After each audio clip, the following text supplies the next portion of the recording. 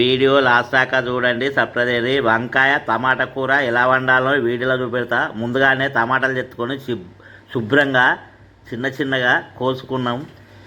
ఉల్లిగడ్డలు, కల్జామాకు, పచ్చిమిర్చి కోసి రెడీ పెట్టుకున్నాం. ఈ వంకాయలు కోసి ఉప్పు నీళ్ళలో నానేసుకోవాలి, ఎందుకంటే నల్లబడతాయి కాబట్టి. స్టవ్ అంటు పెట్టినాము. స్టవ్ పైన మట్టి కంతులు పెట్టాము.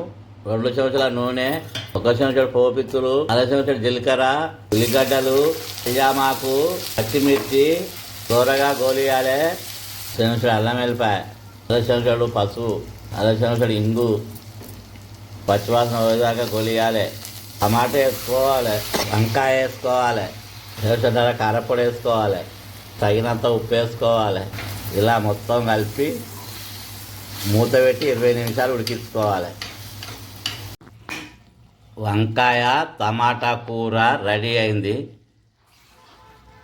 ఇందులో 1/2 చెంచాలు మసాలా వేసుకొని కలుపుకోవాలి. 2 నిమిషాల నుంచి స్టవ్ ఆఫ్ చేసి దించుకోవాలి.